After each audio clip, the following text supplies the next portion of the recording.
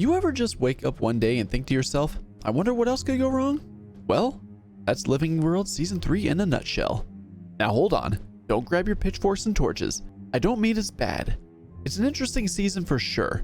What I mean is there's a lot that happens in the story here. A lot of major events in a very short span of time. I'll go into details in the spoiler section later. That aside, I was wondering just how Season 3 was going to be done. Was it going to be its own thing like Season 1? Was it going to be build up for the expansion like Season 2 was for Heart of Thorns? Or was it going to be something else entirely? Considering it's after the first expansion and maybe the developers learned something from their experience. This was something that was on my mind after I finished up Heart of Thorns. Wait a minute, there's still a quest I haven't completed in that. How about I add that to the spoiler section as well? There was another point of interest in this. Living World Seasons 1 and 2 were both between the base game and the Heart of Thorns expansion. That's 2 bits of post-game content between each of the major sized pieces of content. As for Season 3, it's the only bit of content sandwiched between 2 expansions. It technically could have gone both ways by splitting itself off as a self-contained story and build-up for the Path of Fire expansion. Something we look into here. That aside, going from the Heart of Thorns expansion, I really didn't know where we were going to go next. The only leads I had were the remaining 4 Elder Dragons. As I get closer and closer to End of Dragons, the window of time for all 4 of them to be defeated gets smaller and smaller. Though one thing I think Guild Wars 2 does well is its character arcs and politics. The world has a lot of moving pieces, from character motivations and character development to that of powerful groups of people working towards singular goals. While the player is out doing certain things, the rest of the world is still active, something that I really love about the world and setting here. Huge threats from the Elder Dragons, smaller threats from groups of enemies, and even personal threats from single individuals. Guild Wars 2 works all of these in tandem. Final Fantasy XIV works all of those at the same time as well, just with a lot more talking and cutscenes. So while 14 works its story with a slower and more methodical approach, Guild Wars 2 does in a gameplay form.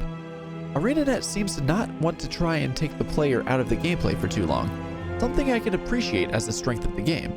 Thankfully, not all great stories need a world-ending threat. Some of the more personal stories help out immensely to flesh out the world even more. Throw in a couple of new weapons and armor and you've got a great journey ahead. Hi there, my name is MegaMadVlad, and this is now part 6 of my series into Guild Wars 2. A series where I share my journey and experiences in this world. Having done everything in order up to this point, let's now hop into Living World Season 3. As always, expect heavy spoilers in this video. Wouldn't be much of a journey without showing my playthrough, right? Alright, warning is over. Time to start. When we left Vladathar's journey, he had just sacrificed Traherne to kill off Mordramoth. Taking the life of one of his closest friends and allies must root some really negative experiences with the dragons in his mind. Now that he's done with that, he decides to have a moment of levity, to take his mind off things for a little bit. What better way to do that than a dragon festival? Totally not traumatic in any way, shape, or form. Fun and games out of the way, it's time to have a funeral service for Air, another lost comrade in arms. Talking with Ritlock, they decide to make a new guild. A guild called Fate's Razor! I will not be part of a guild called Fate's Razor. What about Dragon's Watch? Dragon's Watch. I like that. Can I be in it? No. But I've got my Uncle Beamish's magical sword! Not yet, kid. After figuring out the perfect name, we find out that Garm, Air's pet wolf, is still alive. Eat up, you goodest of boys. Now it's time for Vladathar to show his respect to his fallen friend. After perfectly learning ice sculpting for the first time, oh my god, it's perfect. it was off to go see Taimi while she's experimenting in Radanovis. Time to play Simon. Phase 1 of 5 complete. Phase 2 commencing now.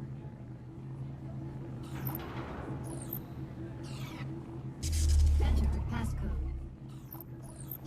Geez, she really needs to get an exterminator in here. Wait a minute, she's using me as free labor. Oh, we can eavesdrop on people from outside the hidden lab. From what I hear, Tiny has an advantage. I'd excel if I had felt like an crew. Like and subscribe. Ugh, evil conversations going on out there. Turning down Traherne's old job because paperwork is boring and adventures are exciting. Oh, Canuck, how are you doing? Another adventure? Let's do it. Pretty windy out here. That's a big explosion. Implosion? Timey put a phone in my pocket that weighs so much I can't walk and talk at the same time. Whoa, this place looks like hell on earth. Turns out a group called the White Mantle is trying to gain power and take over Kryta. Time to investigate. Oh, hey, Kaith. Time to work with Canuck to find this one important person named Codicus. Spin to win. Found Codicus. Oh, look, a super powerful Mersat guy named Lazarus showing up as we're winning. And he disappeared. And so did Codicus. He lives to crime another day. Wow, I guess we really are in a simulation. Monkey Boss! Oh, look, Gridlock's written out of the story again. Have to find some Primordus-based destroyer enemies in the Firelands. Oh, look, another surviving dwarf. Sort of. The island is going to blow up if I don't turn on 4 ancient artifacts that only dwarves can interact with? Okay. There's an artifact nearby, and Vladithar does not want to purchase a ticket to save the island. I might be convinced to let you in free of charge if you give me a hand with my chores. Otherwise, ticket holders only. Here's my ticket. If you don't grant me access to that machine, the Fire Islands will erupt, taking your circus with it.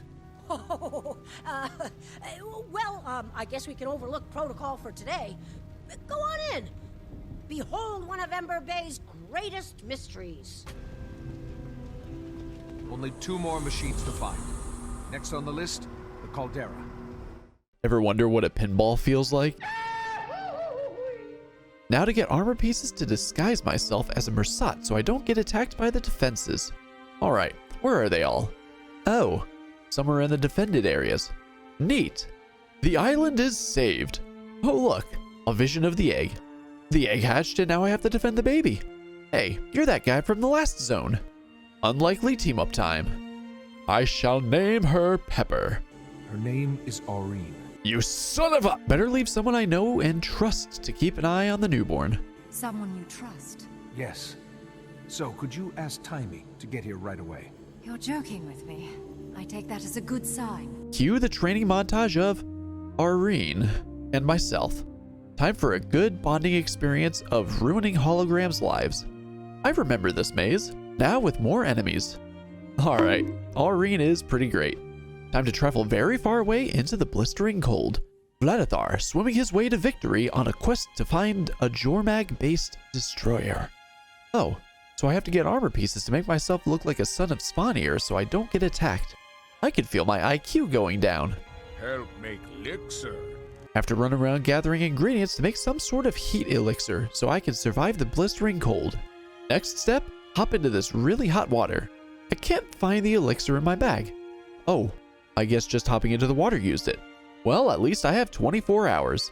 Well, at least I have 4 hours. I can't believe it was still counting down the entire time I was offline. Vladithar journeys into the unknown frozen tundra, which has so many others frozen solid. Oh look, a destroyer. Looks like Bram may have been getting chased after by the Sons of Svanir for disguising himself to get a heat elixir. Wait a minute, I did that. Sorry, Bram. So, I wonder what that was all about. Did you steal something from them? They kept calling you a thief. I'm afraid this is my fault. I had to pose as a Svanir to get their thaw elixir recipe. They must have thought it was you for some reason. You had to what? Well, it's over now.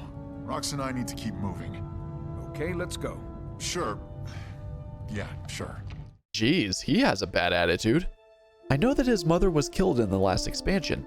I should try cheering him up by asking him to join Dragon's Watch with us. Bram, the reason I found you. I don't know if you heard, but we started a new guild. It'd be great to have you. Didn't feel like joining Destiny's Edge and continuing their legacy, huh? Ritlock said...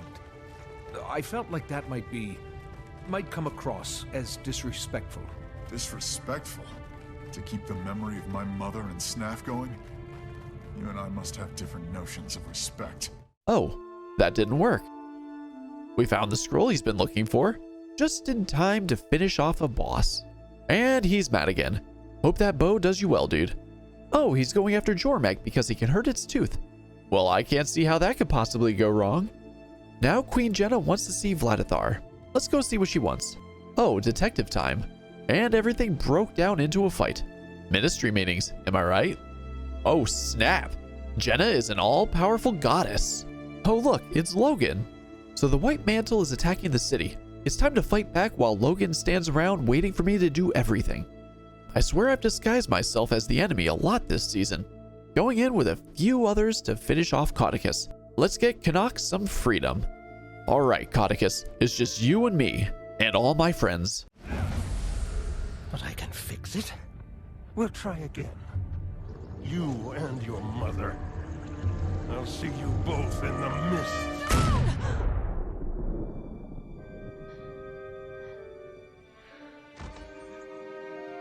We'll be a family again.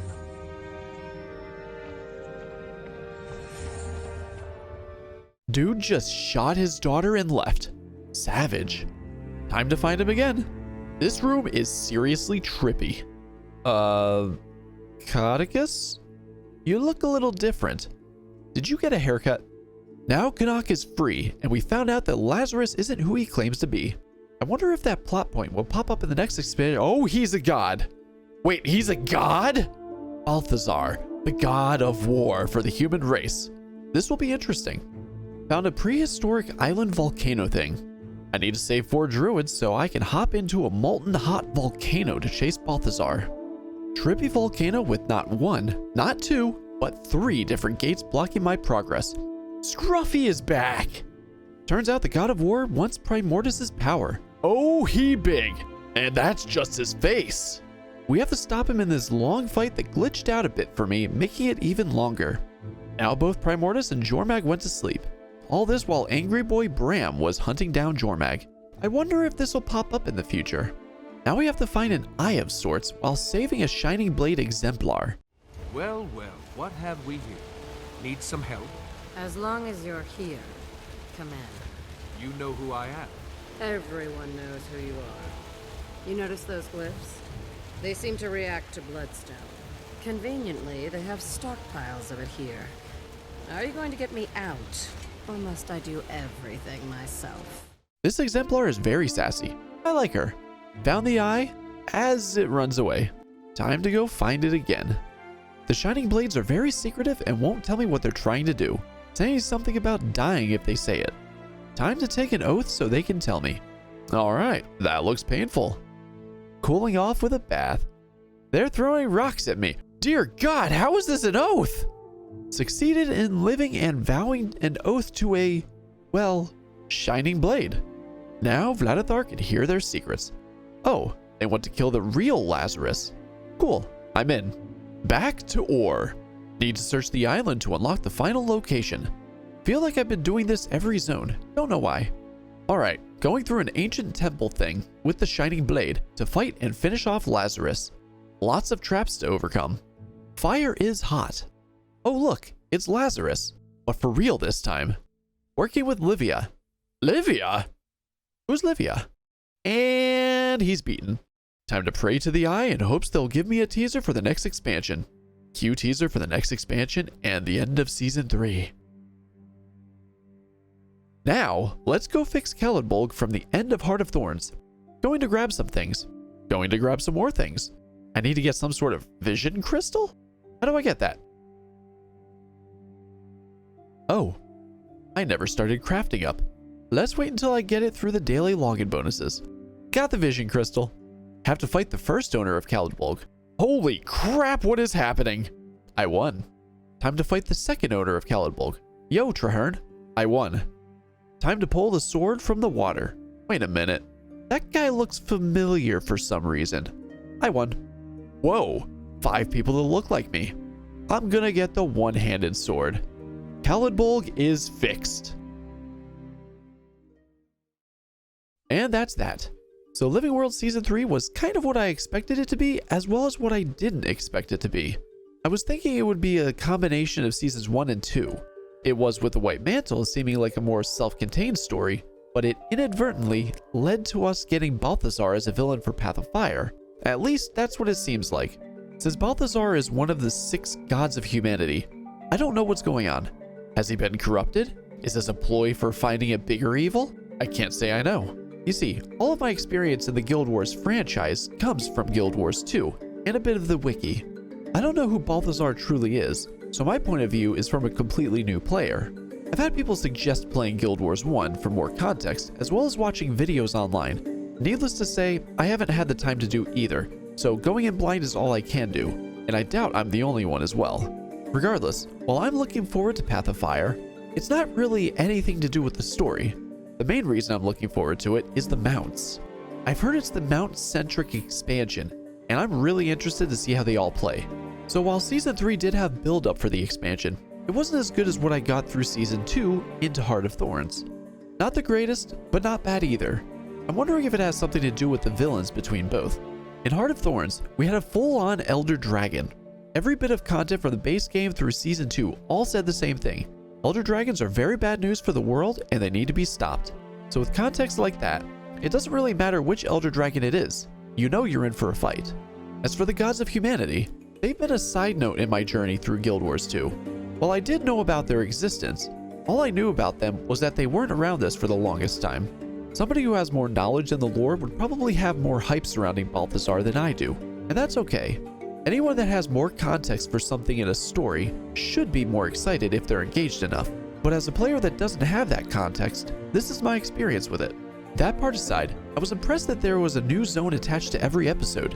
They all had their own distinct personalities to them that worked well enough to change things up.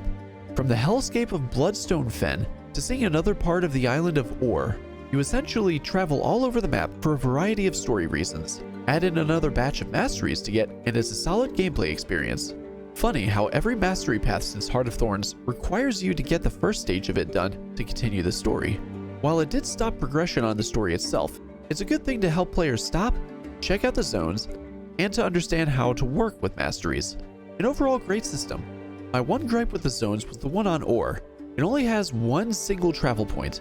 Because of that, if you die in the farthest reaches of the zone, you need to go all the way back there from the start of the area in general. Definitely a time-consuming lesson there for not dying. As I said before, one of the great things about Guild Wars 2 is how it does its character writing. A lot of characters and their motivations are believable under the context of the various situations. Having Bram be really mad all the time since his mother died is honestly a believable way to see someone. He got a scroll that he wanted to help go fight Jormag, but leaving the rest of his friends to start a hunting party instead is something I agree with the main character that is foolish. But again, it's something I could totally see happening. Character development doesn't always work in a positive direction. With Bram's personality getting darker and pushing his friends away, this is also something in character development. Sure, I wasn't a fan of what he was becoming, but I am curious to see where his character leads in the future. I'm going to assume he plays a part in the upcoming expansion in some capacity, but time will tell on that. The characters having their own established personalities, motivations, and development absolutely helps in the long run for the story. Here's hoping that the expansion picks up a bit for me. Time to continue onward to Path of Fire and Mountception. Thank you all so much for watching. I hope you liked the video. I did this before in the Season 2 video, but I'll do it again since I'm right next to another expansion. If anyone would like to play Guild Wars 2 with me, I have a Discord link in the description of this video. Feel free to come have fun. I hope you all have a fantastic day. Adios.